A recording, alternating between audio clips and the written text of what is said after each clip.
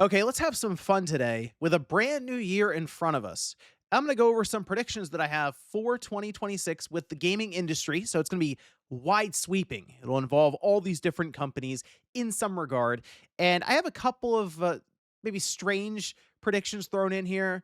And I have a couple that are, I think, pretty obvious. I didn't want to throw 30 predictions out there or something and be like, I got a couple of them right, guys. Now I have six of them, and I wanted to leave it up to some of you guys in the comments to leave your own predictions for the gaming industry in 2026. And if you do leave a prediction down in the comments, all right, don't edit the comment. Just like leave the comment. If you need to change something, delete it, then add a new comment. That way we'll know you didn't change anything and we can come back to the video towards the end of the year and see if anyone got anything crazy correct and we can point to them and be like, they must have known. But I'm going to go over some of those here today, and it should be hopefully a fun video. And we'll see if I get any of these right by the end of 2026. So if you guys enjoy the video, hit the like button, subscribe if you're new. So I will start with what I think is kind of an obvious one. Prices will be going up this year. Shocking. I know, but I'll at least point out I think consoles most likely will be going up in price again in some cases. So for Sony, their big flagship system is the disc-based PS5. That's the one I see most frequently out at stores, and it's at 550 right now. I think that goes up to 600. I think the Switch 2, the base model, goes up to 500 from 450. Nintendo may just drop the bundled in game and it's just the system itself at 500. And the Xbox Series X, it's at 650 right now for the 1 terabyte disc based model. I almost wonder if Microsoft just kind of stops shipping them for the most part. I mean, it gets harder and harder to even justify sending these things out to stores if they got to $700 for one of these things. It's not going to sell.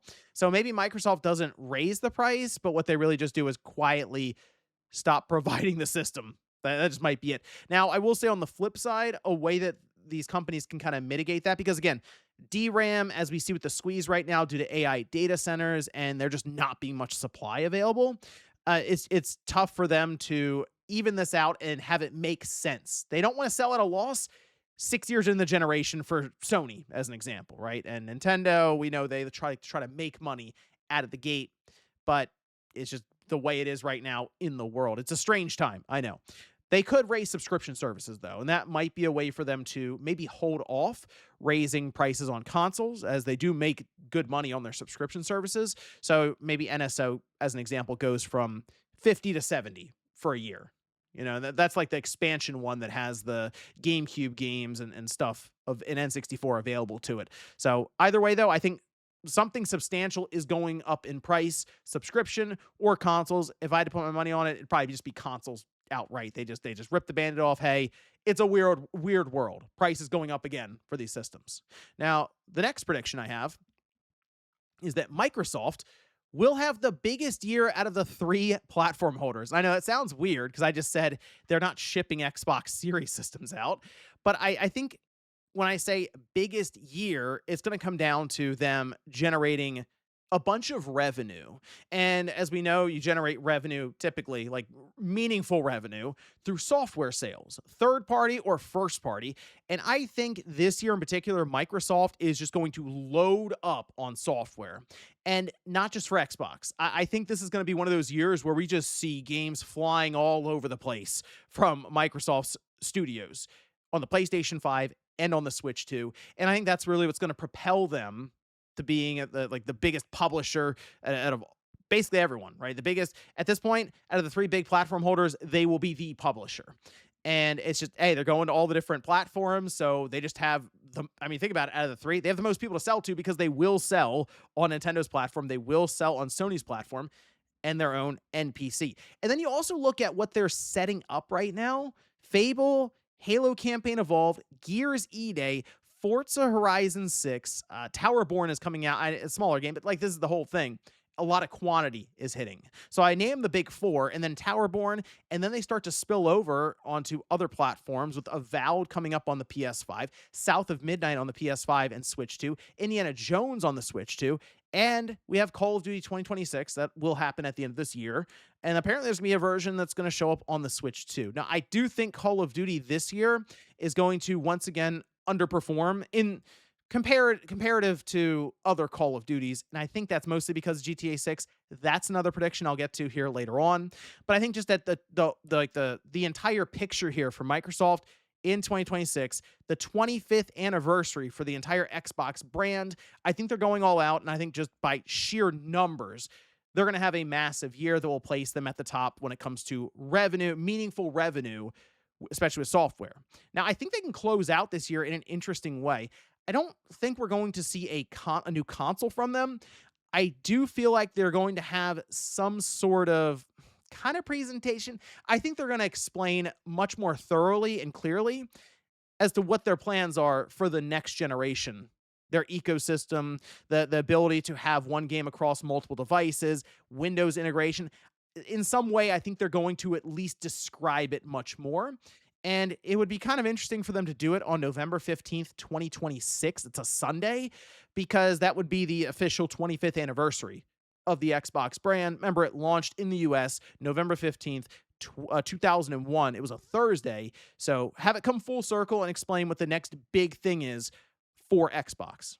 Moving up to the third prediction, the Steam Machine. Okay, I thought about like a release month. That might be kind of hard to nail down because I think even Valve is trying to nail that down right now. But for the price point, I've been back and forth, as you guys know. I've been all over the board, and it keeps ticking up a little bit and a little bit and a little bit. And my price point now that I will officially say for my prediction is $800, but they will bundle in Half-Life 3. That's for the 512 gigabyte. I think the 2 terabyte will probably be $1,000. Yeah. And maybe they also throw in the controller for that one, because that's going to get tough. So I think they will unveil Half-Life 3 as like a big, exciting thing, big announcement, and it's going to be alongside of their new Steam Machine system and all that happening and coming out. I mean, if I had to just throw out a guess, I'll say like April. We'll just go with that. That's when they start shipping this thing out.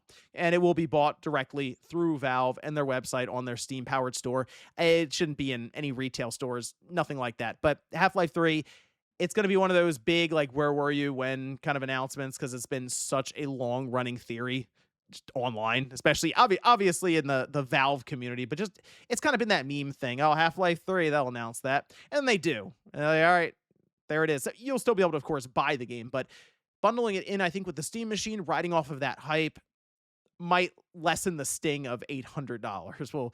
We'll see. All right, moving up to the fourth prediction, it is Nintendo, and I was back and forth on to which game they would go with. I'm sticking with a 3D Zelda game, though. I think that's going to be the move. They're going into a year with the 40th anniversary for the Legend of Zelda franchise. So with that in mind, it makes sense for them to do something with a brand new Zelda game. The other game I was thinking of was a new 3D Mario game. It's still possible. Like, it wouldn't be weird if they said, hey, there's a 3D Zelda game, hey, there's a 3D Mario game, and we're announcing them in the same calendar year. That wouldn't shock me.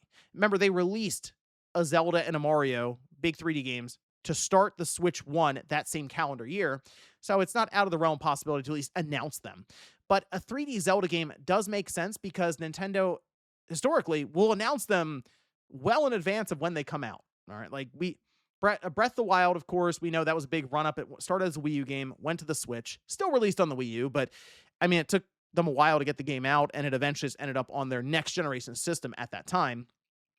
The sequel to Breath of the Wild, Tears of the Kingdom, they announced without even a title, and then it doesn't come out for another almost 4 years. It was announced at June 2019, and then it comes out May 2023. So they very well could announce a new 3D Zelda game, or at least allude to it, some kind of vague trailer or something, and then it takes them a couple of years still to get the game out, and we don't see it till like 2028 or something like that. So I think even though the presence and the idea of a 3D Zelda game would help to drive sales of a Switch 2. So it would make sense from a business perspective for Nintendo to do that, and also play into the idea of this big anniversary event where I'm assuming they would be announcing a bunch of other Zelda stuff. And as they're doing with the Mario Galaxy movie right now, the anniversary would run into the big Zelda movie that's going to be releasing in 2027. So it all kind of lines up, I think, to have a big 3D Zelda reveal. All right, moving up to the fifth prediction. Sony. This is going to be kind of a out of left field. I don't think any of you really know what I'm about to say with this. All right. A more premium version of the PlayStation Portal. And I know, again, that seems weird, right? But Sony, they themselves seem surprised by the Portal's reception. And I think the thing that the Portal has an advantage of right now is it doesn't have it's not dedicated hardware in the sense that it's not playing the game, it's relaying the game to you. But because of that, we're not talking about how is Sony going to get 16 gigabytes of RAM into this handheld that they're making at an affordable price. I do think the PlayStation Portal, it serves its function for what Sony wants pairing with the PS5 because they've given us stats that it improves engagement. Like they're saying that people who have a Portal with their PS5 play their system longer into the night even. Like they end up maybe an extra hour or so after when they typically see people kind of hang it up for the night with their PS5 and turn it off. The Portal kind of keeps them engaged. And we recently found at CES, Sony said that 50% of all remote play sessions are through the PlayStation Portal. So it lines up for Sony, who is all about now engagement, monthly active users, like these other companies are, to continue working with the Portal. And I mean, if you think about it from a business perspective, if they raise the price of the Portal because it did appear more premium, say with an OLED screen and longer battery life, they could also then move the price to say $300. And while there isn't mass amounts of RAM or anything in there, there are still components that are becoming more and more expensive behind the scenes. So it might be a way for them to justify and mitigate that. And as we've seen before, these companies will raise prices elsewhere before they necessarily get to their main flagship console. So I think the Portal, because it's already geared towards a more enthusiast part of the PlayStation fandom, I think Sony probably looks at that and goes, we can most likely get more money from this. And I'd be curious because I do like the Portal, but there are some shortcomings when it comes to even being able to connect well at times. And I think there are some things they can do from there and from the build quality and from the battery life perspective. I mean, an OLED screen and a battery that goes 6 to 8 hours, I think that would be pretty awesome, actually. So we'll see if that's something they're willing to do. Again, kind of a little out of left field with that one in mind. And finally, I'm going to end with GTA 6 because people are still on the fence about this game coming out in 2026. It's currently slated for November, and I think it's coming out in November. All right, so I think they're going to hit that release timing. And the other thing that's being discussed, price point. How is this going to work? I think it's an $80 game. We don't have a lot of $80 games right now, which is we had Mario Kart World that hit at $80, immediate backlash. Nintendo did have a bundle with the Switch too, so it made it a bit easier. It's like, well, it's $50 for me because I got it in the bundle, you know? But even beyond that, Microsoft attempted with the Outer Worlds 2, immediately backtracked on that. I can only imagine sales weren't great at $80. So it's been, these companies have been kind of tepid about it. Like, maybe we'll try. Just no one's really gone all in with it. I think GTA 6 is that game. I don't think Take-Two will blink. I think they'll announce pre-orders and it'll be $80 and a lot of people will go, okay. And like, that'll be the end of it. There'll also be some really expensive special editions. I'm sure, $150, $200 special edition or something. That will happen as well. And it's going to launch again in time for holiday 2026. And it'll immediately become the biggest launch we've seen in entertainment history. And will that justify the $80 price tag to many of these big corporations out there that don't have GTA 6 but still think they can get $80 for the game? Probably. So that will most likely lead to, I'm sure, all kinds of terrible launches for other games, but GTA 6 will withstand the $80 price tag. And I'm curious about the single player and multiplayer.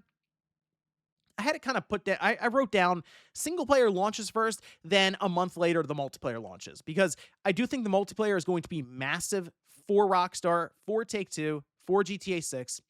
I think they're going to the next level with this thing, and it's going to be almost their forever game. As in, GTA 5 has been around for 12 years now.